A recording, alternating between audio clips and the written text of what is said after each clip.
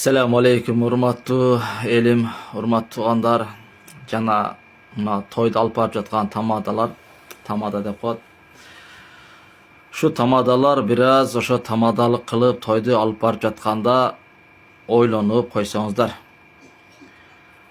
Карыган аксакал менен жаш кызды алып чыгып алып бийлетишет.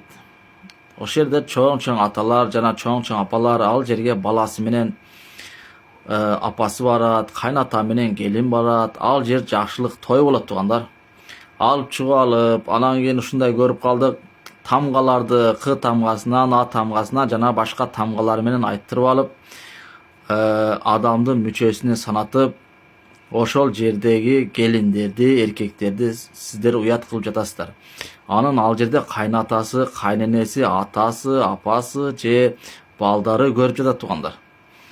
Анан кыргыздын салтына, кыргыздын маданиятына туура келбей турган кырлык жоруктарды кылып, элди бузуп атасыздар. Билинбегени менен сиздер өзүңүздөргө аябай жакшы көрүнүшү мүмкүн, укмуш маданияттуу болуп кеткениңиздер болушу мүмкүн. Бирок маданият кайсыл жакта экенин жакшы түшүнүп алсаңыздар. Маданият эмнеде? Маданият жылаңач чыгып алып кийинип, укмуш жамбаштарын, төштөрүн көрсөтүп бийлегендеби, же жөнөкөй отуруп жашнакай маданияттуу сүйлөп элге маданияттуу көрсөткөндөбү? Ошон үчүн тамадалар туура түшүнөсүздөр деген ойломун.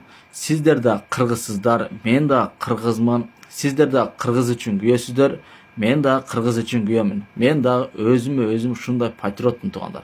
Кыргыз десе ичкен ашымды жерге кое турган жигиттердин биримин. Ошон үчүн тугандар, билинбегени менен жаш өсүп келе жаткан жаш мундар бузулуп кетиши мүмкүн. Кайсыл жакта кайдагы болбогон бир оюн зооктор үчүн максат акча эле табып боло турган болсо, акчаны башка жактан тапса да болот. Акчаны жинди да табат. Акчаны акылы кемирээк адам да табат тугандар. Бирок адеп ахлакты, кулк мүнөздү жана элди, биздин кыргыз элибизди жана кыргыз мамлекетибизди эч качан таба албай калабыз. Ошон үчүн кыргыз мамлекетибизди сактап калабыз десек, анда элди башка бузукулук нерседен сактап калуу керек. Ошон үчүн тугандар, келиңиздер үлп адат боюнча кызга 40 үйдөн тую жана башка макалдар бар. Ошо жөнүндө айттырсаңыздар, башка илим билим жөнүндө, Чыңгыз Айтматовдун китептери жөнүндө, башка улуу китептер жөнүндө суроо берсеңиздер деле болот. Ошондой оюн кылса деле болот тугандар. Бир аз адеп ахлакты сактап коесуздар деген үмүттөмүн.